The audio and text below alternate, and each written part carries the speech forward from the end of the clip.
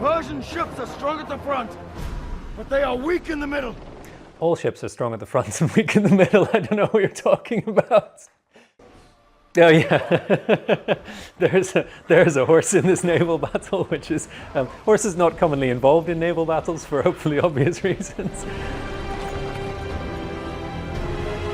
There's no reason to go for this weird, naked, bejeweled man, shaved, bald, and with sort of shiny makeup all over his face.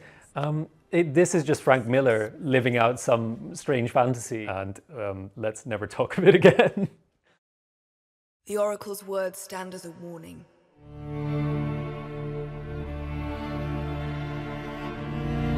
Sparta will fall. All of Greece will fall. And only stout wooden ships can save them. Wooden ships. And a tidal wave of heroes' blood. Hello everyone, my name is Roel Konijnendijk. I'm a historian of Greek warfare and a tutor in ancient history at Lincoln College, University of Oxford. I'm here to talk about the sequel to the movie 300. This is called 300 Rise of an Empire. I've already been here to do a deep dive on the movie 300. If you haven't seen that yet, you can find it over here. And now we're going to deep dive into the sequel.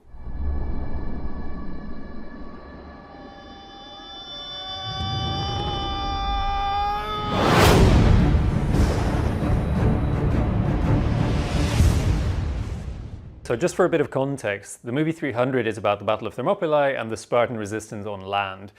This movie is not quite a sequel so much that it describes events happening more or less at the same time, but at sea. Marathon. The Persian king Darius, annoyed by the notion of Greek freedom, has come to Greece to bring us to heel. He makes landfall at the field of Marathon with an invading force which outnumbers the Greek defenders 3-1. And so at dawn, the hopeless Athenians do the unthinkable. They attack. In the opening scene, we actually flash back 10 years to the Battle of Marathon, which happened in 490, which is the first time that Persian troops landed on the Greek mainland. And the Athenians, along with their Plataean allies, resisted them. They attack the weary Persians as they disembark their ships on shaky legs after a month at sea. A month at sea to cross from Euboea, actually, from a nearby island. This was an island-hopping campaign. The Persians sailed out into the Aegean and went from island to island subjecting them. This was successful until this point, but it means that each of these individual journeys would have been a day, maybe. They haven't been a month at sea. They have just crossed over a very narrow strait from Euboea, where they had subjected Eretria, a city that had also played a part in the Ionian Revolt.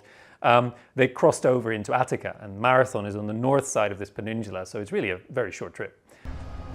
They attack before they can establish their war camp and supply their soldiers. And who is the architect of this mad strategy? A little-known Athenian soldier. His men call him Themistocles. No, they didn't. His name was Miltiades. This is obviously the movie, again, simplifying things, right? They have their hero, Themistocles, who becomes important later, and so they put him into this battle as well. The man who actually decided to attack and how to do it was a man named Miltiades, from a very prominent family called the Philidae, who had been very important in Athens for a very long time, and in fact who had basically their own mini empire in the northern Aegean. So they had a particular stake in trying to beat the Persians back, and this is the general who came up with this idea of very aggressive attack on the Persians. Themistocles. He gives the Persians a taste of Athenian shock combat. All for an idea. A free Greece. An Athenian experiment called democracy. Could this idea be worth it? Worth all this sacrifice? Themistocles would let the good King Darius decide. It's quite fun to hear Spartan Queen Gorgo, who's narrating, talk about this experiment in democracy, because of course when it was established, the first people to try and put a stop to it were the Spartans. They were the ones who went to war with Athens over this new government, because they preferred to put an oligarchy in charge, which was headed by a man named Isagoras, who favored their side. So the Spartans didn't like this idea. The Athenians had to go to war with numerous Greek states in order to establish the legitimacy of this regime. But obviously in this movie, the value system is heavily simplified. We're just here for fighting for Greek freedom and for democracy. For through the chaos, a moment appeared. And Themistocles would seize it.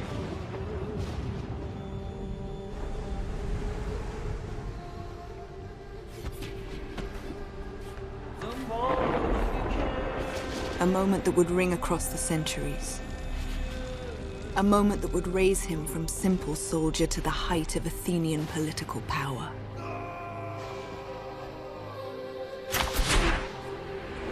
A moment that would make Themistocles a legend.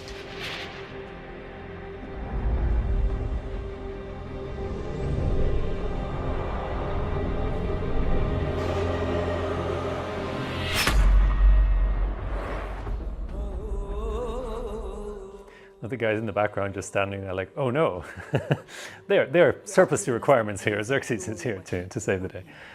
Themistocles knew in his heart he had made a mistake. It was Darius's son Xerxes, whose eyes had the stink of destiny about them. Themistocles knew he should have killed that boy. That glorious mistake would forever haunt him. So Darius and Xerxes, according to this version of the story, are here at the Battle of Marathon. Neither of them were. Greece at this time was not the focus of attention for the great king. And so he would absolutely not be bothered to take personal charge of a campaign in the sort of fringe of the empire.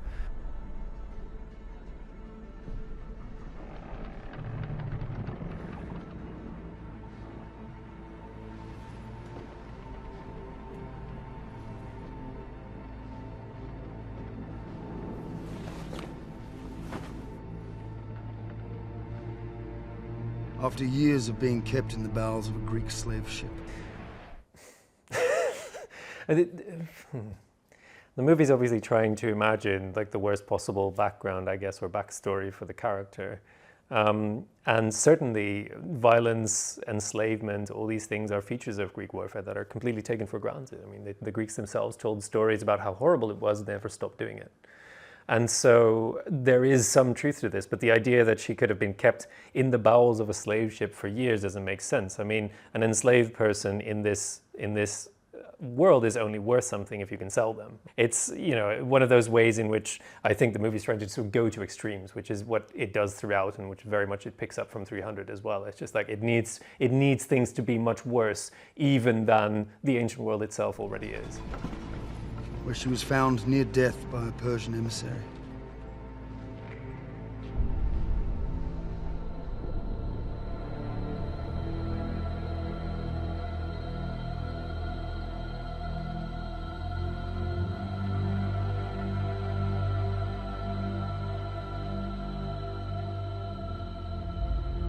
Artemisia vowed that day to return to Greece. Only when she could watch it burn.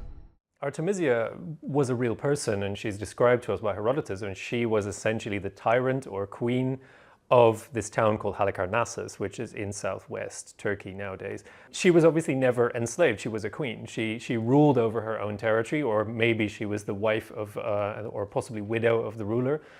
She was in no sense a sort of close confidant of Xerxes until after the Battle of Salamis, when there's a very clear sense that she has risen to be a trusted advisor. She is, in effect, just one of the many commanders of the fleet who has a small contingent of ships of her own to contribute to this vast Persian armada.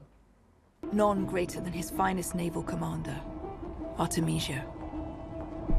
Her ferocity bested only by her beauty matched only by her devotion to her king.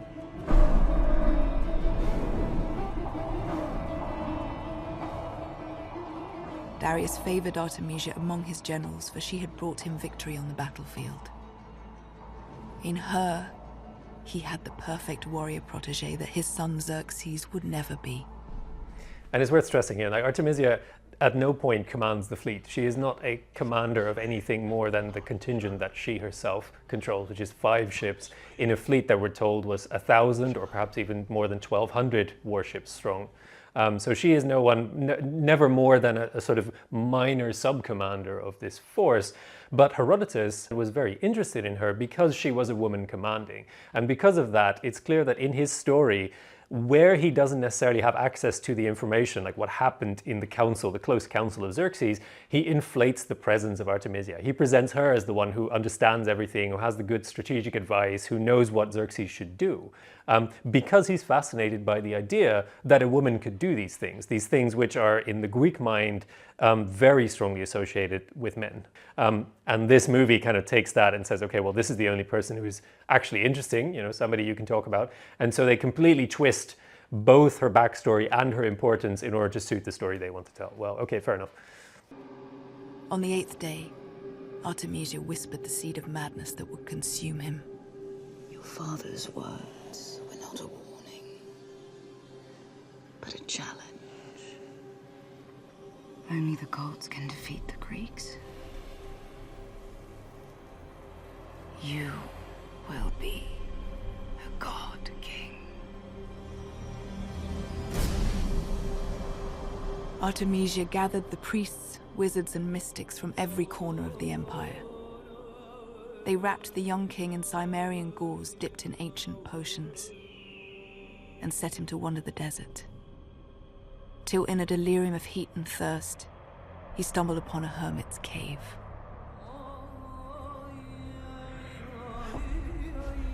Xerxes passed the vacant eyes and empty souls of the hollow creatures that dwell in the dark corners of all men's hearts. And in that darkness, he surrendered himself completely to power so evil and perverse. But as he emerged, no part of a human man that was Xerxes survived. The Persians had this idea of a god king, that their king was a literal deity who deserved only worship. That's not quite right. I mean, we know from Persian royal ideology how they perceive their kings. Their kings are always and invariably presenting themselves as servants and agents of the god of the Achaemenid house, who is Ahura Mazda.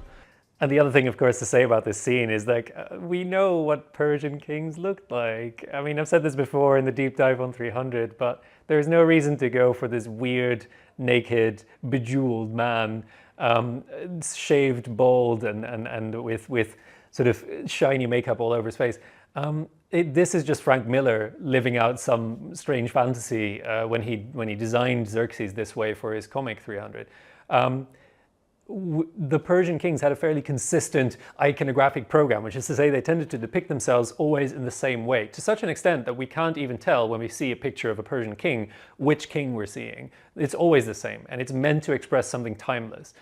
This is fantasy. It is a missed opportunity, I think.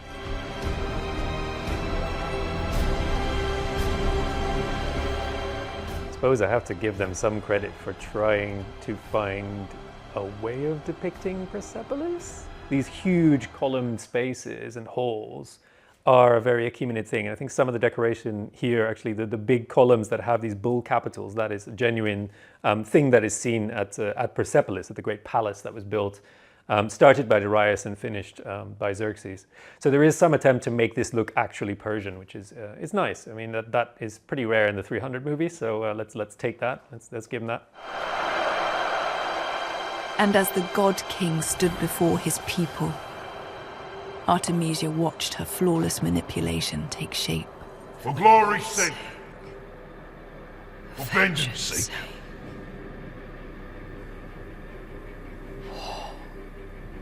War! Oh! So obviously, you know, Xerxes, fairly soon after he came to power, he decided that he should launch a major campaign and conquer Greece.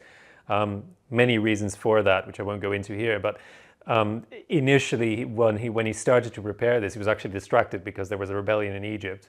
And there were a couple of other things that sort of kept him busy for a few years before he fully got around to launching this campaign. So then we're glossing over all that. The thing is, the idea that he's doing this for vengeance sake is a story the Greeks like to tell. And obviously he had some reasons to dislike the Athenians in particular, the various things that they had done to the armies and troops of his father. But from the Persian perspective, very likely, it's much more important for him that as a new Persian king, it would be useful for him to conquer something to prove his legitimacy, to add to the empire, to increase the glory and power of Persia. And the best way to do that, obviously, is to conquer some additional territory. And in that sense, Greece is just in the crosshairs. It should be little more than a formality for Themistocles. Okay, sorry, I have to comment on this vision of classical Athens because this is madness. What is going on here? I mean, in the background there is a temple on the Acropolis, which there would have been, but not the Parthenon, right? There was a temple there which existed before the Persians arrived. When the Persians came, they destroyed it. We'll see this reflected in this movie. And so the Parthenon was not built until more than 3 decades later. Initially, after the Persian invasions, the Greeks promised not to rebuild the temple so that there would be a permanent reminder of what the Persians had done. And it's not until decades later that the Athenians decide to build a new temple on the Acropolis. There's a massive, enormous, colossal statue of Athena Promachos there. I hope that's Athena Promachos anyway, because it should be, which is much bigger than it would have been historically, but at least it's in more or less the right place. And especially the kind of building that we see in the middle here, which I think is taking the place of some kind of council house. On some kind of rocky outcrop, which may or may not be intended to reflect the hill of Ares, the Areopagus.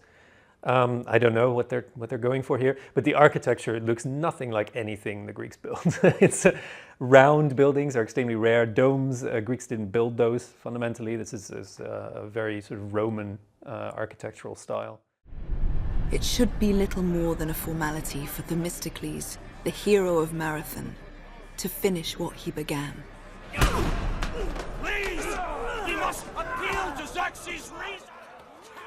So it's kind of, I mean, I have to give them credit. It's an interesting idea that they're going with, that the Athenian assembly is a sort of very rowdy, undisciplined, crude kind of institution where people are just sort of shouting at each other, calling each other names, throwing punches.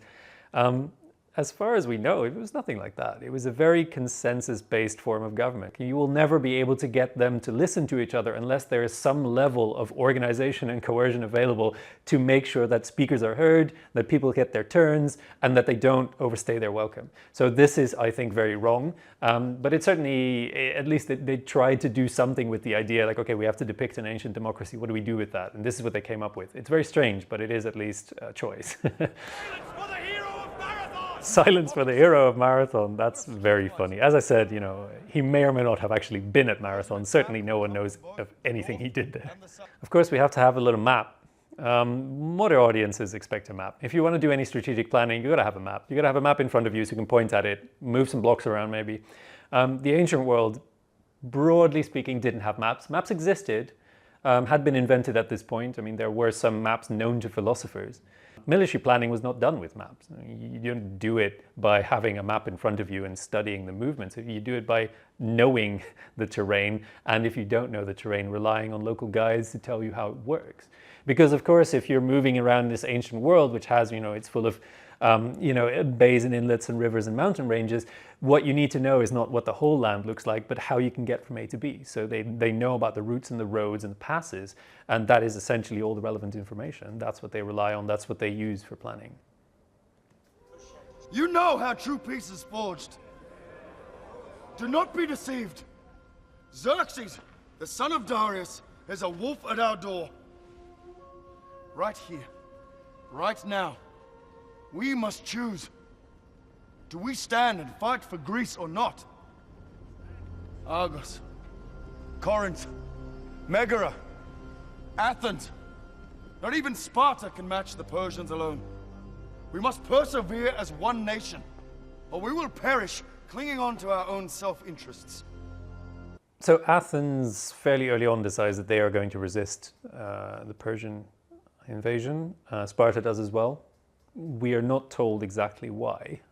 Certainly we are told that this happened before Marathon and before Themistocles ever got involved in any of it. The strategy here obviously is to send an army and fleet north to try and resist the Persian invasion force, which is coming both by land and by sea. There's an army and a fleet. The army is marching along the coast, the fleet is sort of shadowing them, and they want to stop both at the same time. And the place to do that is that point around, which he mentions, north of Euboea.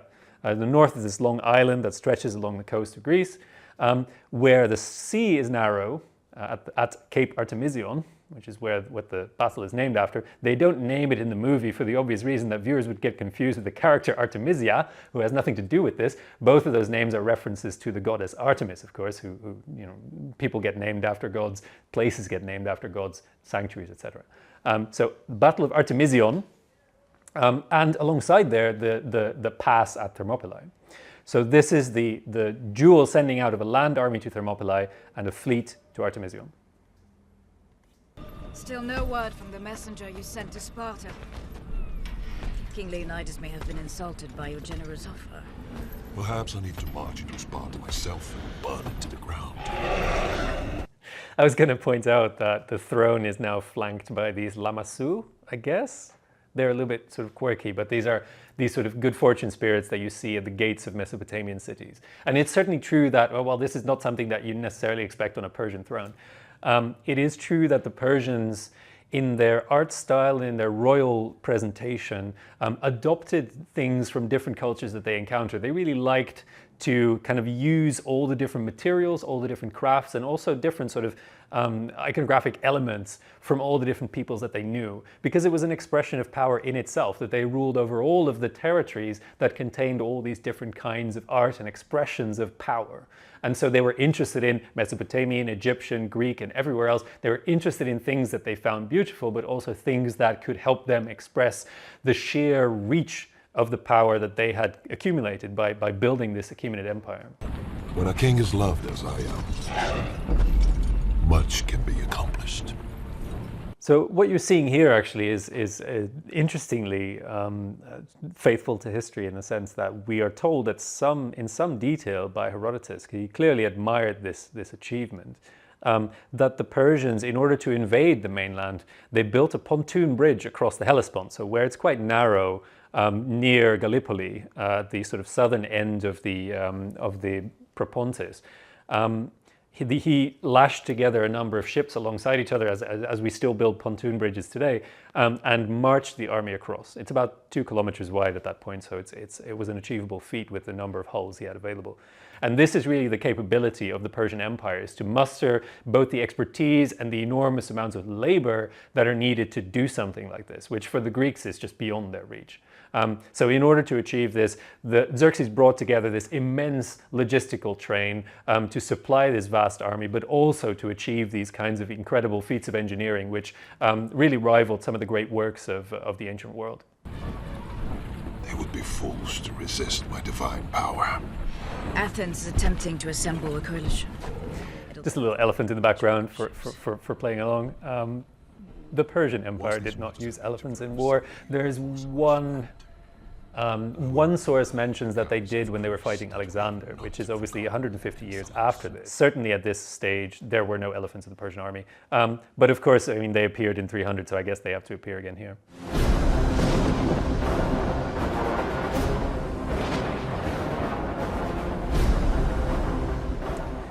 So what we're seeing here, this circular formation, interestingly, is one of the moments when this movie actually did read the source and actually tried to do something that is described to us by Herodotus.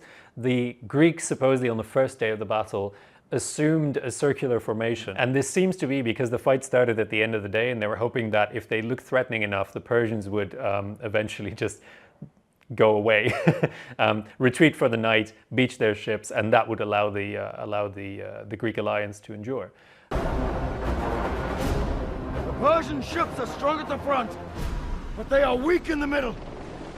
We attack them there! All ships are strong at the front and weak in the middle. I don't know what you're talking about.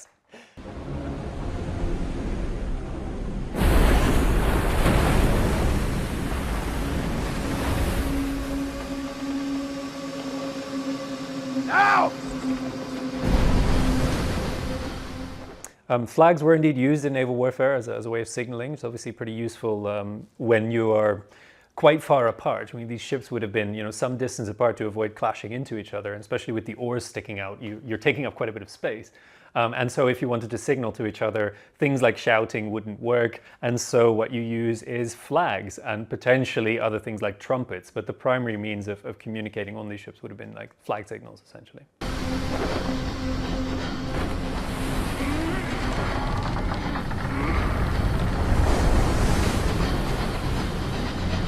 What's interesting about this actually is, again, they did pay some attention. The big Persian ships still have their masts up, which is weird, but the Athenian ships, or the Greek allied ships, have been cleared for action. And this is how triremes would go into battle. They had a sail for traveling, but in battle, it was very important that they were as light and fast as possible because of the ramming and the maneuvering. And so you would take the masts off, all the sail, all the tackle, you'd leave that on the shore if you could, or if you couldn't, you'd leave it down in the hull to avoid it sort of messing with the maneuverability of the crew as well. And so you would go into action with just rowing power, and these ships would look like these sort of fairly flat, sleek shapes.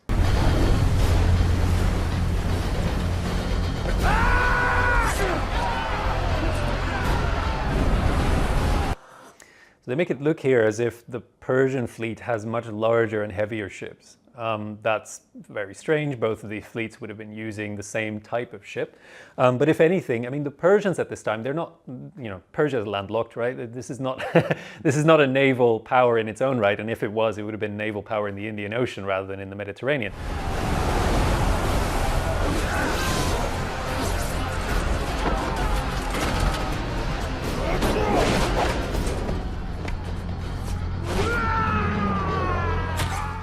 So we are told that this kind of boarding action, when you have ships encountering each other and they're not ramming each other, but even if sometimes if they are, there are deck fighters. There's this crew of Marines on the decks of these ships, which fights with basically any weapon they can use to reach the enemy. So there are always archers on board, but there's also this heavy infantry, which is not quite as single-mindedly focused on close combat as we're led to understand as hoplites normally are. They're also able to throw stones and javelins and things like that. Anything they can use to hurt the crew of the other ship.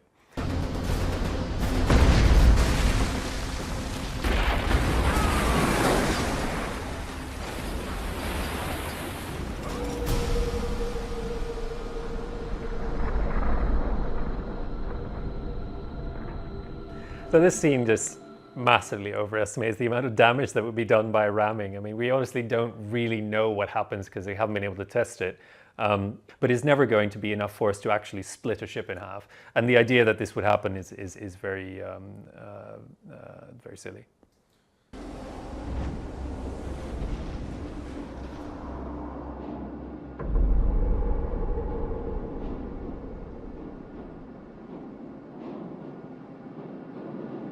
The Greeks are retreating. He's got him right where he wants him.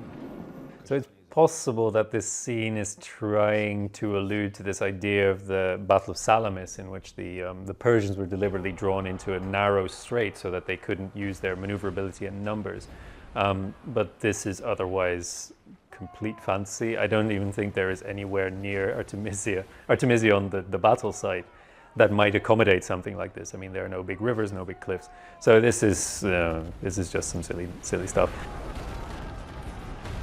But I guess for this movie, they wanted to do some specific things with fog and with drawing them into the Narrows, and then having a land army sort of suddenly, quite literally fall upon them, which is just something they made up.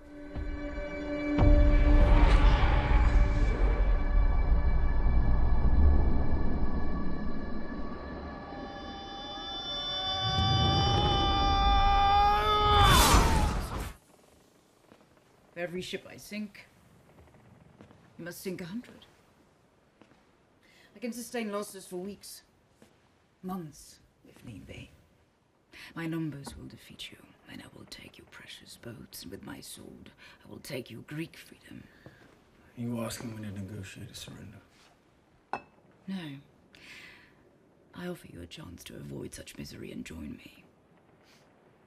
I'm in need of a commander such as you. Look at the defense you've mounted. Handful of triremes, Leonidas with 300 Spartans. It's insulting, frankly, that the mightiest empire the world has ever seen is met by this.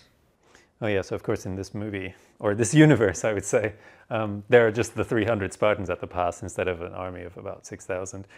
Fine, whatever. Again, there's a map, because you can't possibly think about strategy without a map. This is a very modern idea. I don't blame you, Themistocles. You fought as if the blood of Poseidon himself was coursing through your veins. No, I blame Greece. The squabbling bureaucrats protecting their political hides by sending you here to die. We imagine, for some reason, in these movies, that the ancient Greek world was run by a bunch of old men who would just make decisions like bureaucrats, as she says, and then young men would have to go and do the fighting. But in fact, in Athenian democracy, I mean, it's the men who decide, who vote on these issues, that have to decide to send themselves out to fight. I mean, they are the ones who serve in the militia, they are the ones who serve in the fleet. And in fact, a lot of the decisions that Athens takes in the course of the classical period make the most sense if you understand that a lot of people voting in this assembly wanted war because they were relying on naval pay to survive. So they are essentially saying, oh, does this mean we're going to mount a big expedition? Great, let's go. I mean, they absolutely aren't shy to send themselves off to war because that is a way to get money from the state. That is a way for the empire to pay them dividends. So this is the kind of thing that is really just, again, a modern projection about how states work and how Greek states might work. If they're squabbling, it must be because they're just sort of old bureaucrats disagreeing on things. No, it's the guys themselves, who are making these decisions. Themistocles himself was the one who said they should build this fleet in order to go fight the Aeginetans across the sea. And now he is the one who leads the Athenian contingent. Die with me each night and be born again with me each morning. As you plant your sword into the hearts of our enemies. You fight for freedom. I offer freedom without consequence or responsibility. Join me. At my side. Breathe each breath with me as if it were your last. One of the odd things about this movie, obviously, is that because they focus the entire story on Artemisia and Themistocles, these are the characters that you get to see here. In reality, of course, Artemisia was by no means the commander of the Persian fleet, and Themistocles, in fact, was not the commander of the allied fleet. He, like all the Athenians, had agreed to serve under a Spartan commander because those were the conditions of Spartan contribution to the war.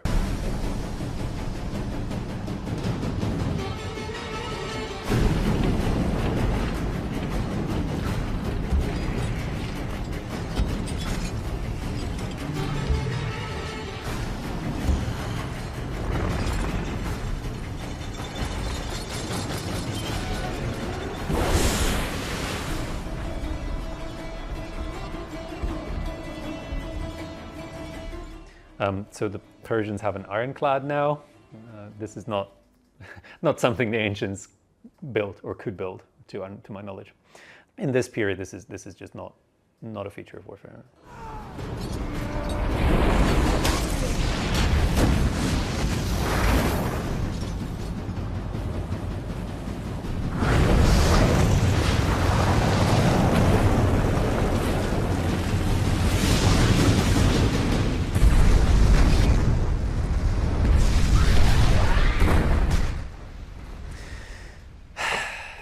And of course, the movie wants to set things on fire, because we cannot possibly have a scene of ancient warfare without setting something on fire. In this case, the sea, which is notoriously easy to set on fire.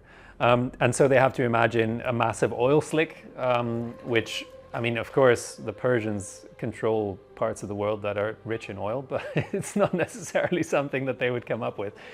I guess it's inspired by the idea that later Byzantine fleets had this weapon called Greek fire, which is essentially napalm. So it's a sticky material that you can light on fire and use to burn enemy ships, which they did in the medieval period, but it's 1,000 years out of the events that we're seeing here.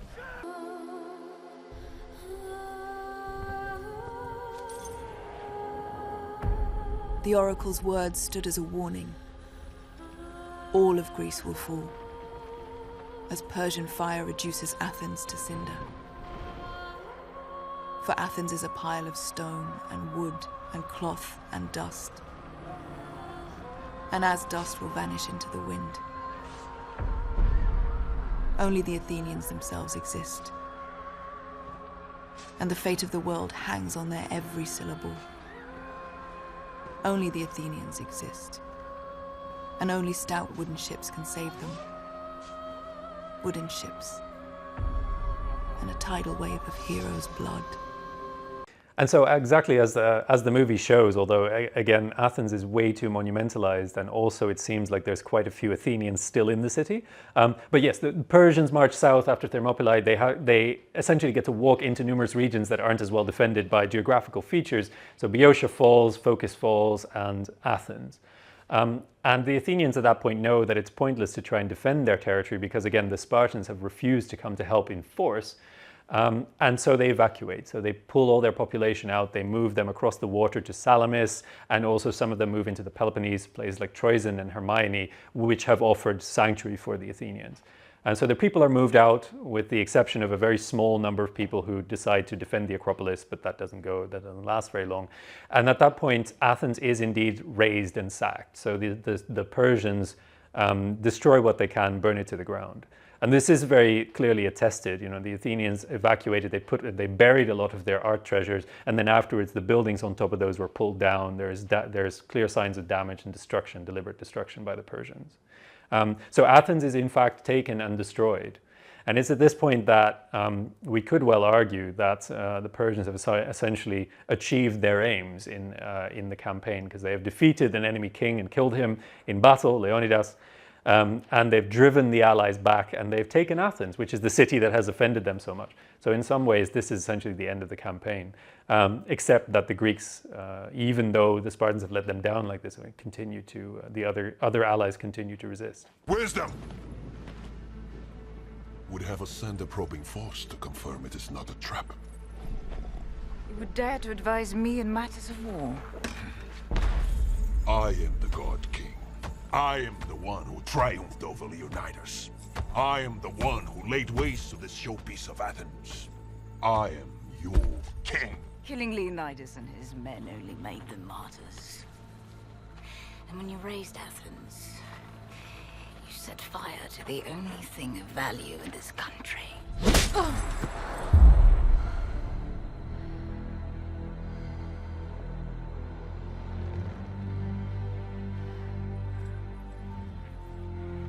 I will attack the Greeks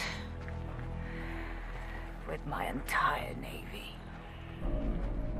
With my entire navy, which is, again, reminder, 5 ships. Artemisia is not in command.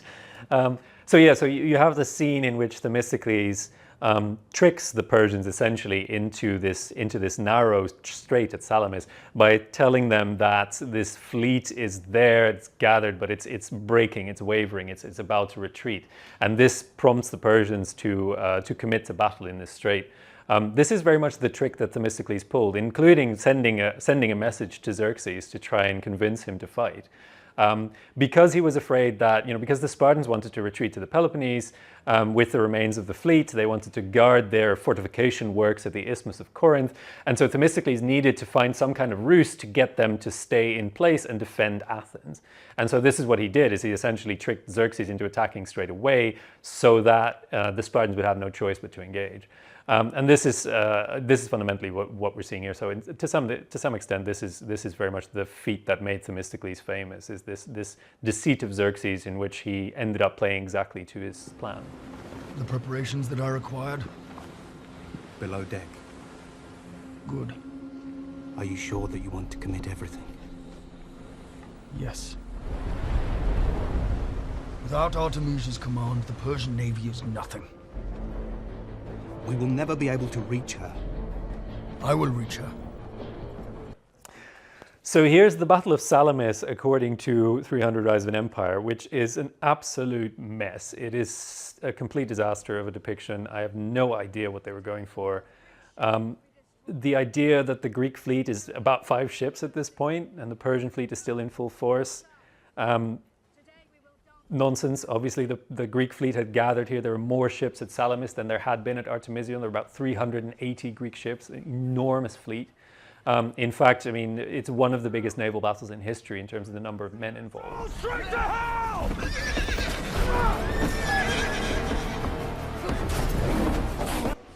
Oh yeah, there's a horse in this naval battle, which is horses not commonly involved in naval battles for hopefully obvious reasons. Horse transports existed. The Persians seem to have been the first to build them, so you'd have these ships that are hollowed out and reconfigured to accommodate horses so you could move cavalry, which the Athenians make use of later on. But that means these horses are not obviously fighting in the battle. You don't want your horse carriage, your horse transport to be involved in the fighting because it's no longer efficient as a warship. This is very silly. I don't know why they did it, and let's never talk of it again.